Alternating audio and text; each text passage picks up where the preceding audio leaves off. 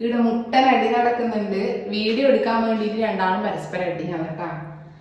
അപ്പൊ ഇന്ന് വീട്ടിൽ തന്നെ ഉള്ളതുകൊണ്ട് പഴംപൊരിയും ചായ ആക്കാന്ന് വെച്ച് പീടിയൊക്കെ തന്നെ കിട്ടുന്ന പോലെ ഒരു പഴം മുഴുവനായിട്ട് മുറിച്ചിട്ട് ഉള്ള പഴംപൊരിയല്ലേ, ചെറിയ പഴമാണ്. നേന്ത്രപ്പഴം തന്നെ അത്ര വണ്ണമില്ല. എന്തായാലും അതുകൊണ്ട് ഞാൻ 2 പീസാക്കിയിട്ടാണ് ആക്കുന്നത്.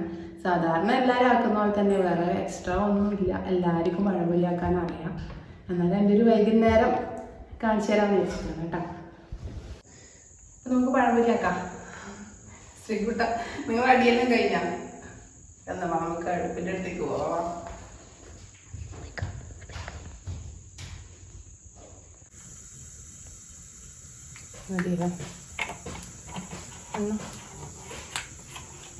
ഇപ്പൊ നമ്മൾ ആദ്യത്തെ പഴംപൊരി ഇടാൻ പോവാനേ.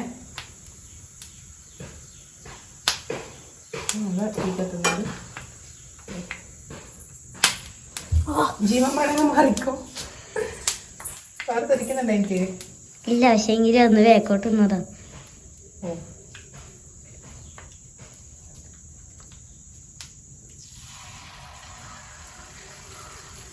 അന്ന് ചെറിയ പഴമായിപ്പോയി അല്ലേ? അവിടെ തന്നെ വീഡിയോ കിട്ടുന്നാലും ഒത്തിരി ഫലം തെച്ചു. ഒത്തിരി പഴം പകുതിയാക്കിയിട്ട് എടുക്കുന്നില്ലേ, 2 പകുതി മാത്രം ആക്കിയിട്ട്. വീഡിയോ കിട്ടുന്നത് മുഴുവനുള്ള പഴമാണ്, പക്ഷെ പകുതിയാക്കും. അത് മുഴുവനും. അയ്യോ, പഴഞ്ഞ കാട്ടിലിട്ടുപോയി. ഇന്നലെ സംസാരിച്ചോണ്ട് ഒരു പണി എടുക്കരുതെന്ന് അതാ പറയുന്നത്. അത് ശ്രീകുട്ടനാണ് ആ പഴംപൊരി. ഇതിന്റെ ടേസ്റ്റ് ഒന്നും ഉണ്ടാവില്ല ഈ പഴംപൊരി. എന്താന്നറിയാം, നമ്മള് ഇത് മൈദ കലക്കി കഴിഞ്ഞിട്ടാകുമ്പോ നമ്മൾ ഈ മാവാക്കൂലേ, എന്നിട്ട് കുറേ സമയം ഇത് വെക്കണം. നമ്മൾ ഇതാക്കിയ പാട്ട് തന്നെ അപ്പാക്കുമല്ലേ ചെയ്യുന്നത്. എന്നിട്ട് ഒരു പൊന്തി വരും. അല്ലെങ്കിൽ പിന്നെ ബേക്കിംഗ് സോഡ അങ്ങനെ എന്തെങ്കിലും ചേർക്കണം. ഞാനൊന്നും ചേർത്തിട്ടില്ല, വെറും മൈദ മാത്രം. മൈദയിൽ പഞ്ചസാര ഉപ്പും.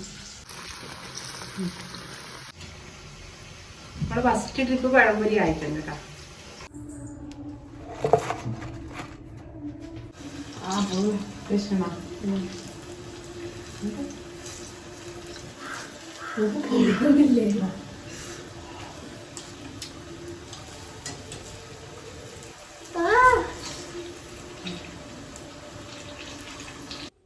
ഇപ്പം നമ്മുടെ പഴംപൊരി എല്ലാം റെഡിയായി. ഇനി ചായ വെക്കാൻ പോവാന്നേ.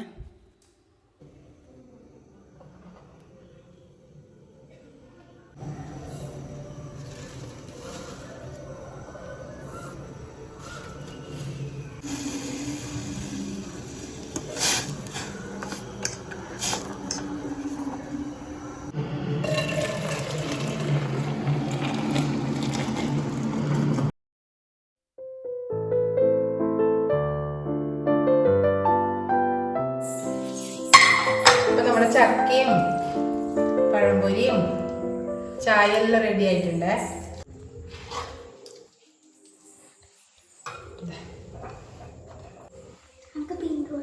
ബാ, എല്ലാവർക്കും ചായ കുടിക്കാലോ.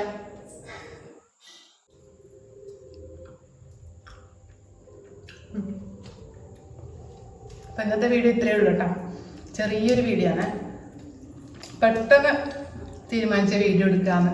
പഴംപൊരി ആക്കാൻ ഇന്നലെ പറഞ്ഞിട്ടുണ്ടേനു, പക്ഷെ വീഡിയോ ഒരു ഈവനിങ് വീഡിയോ ആക്കാമെന്ന് ഞാൻ വിചാരിച്ചിട്ടേനു.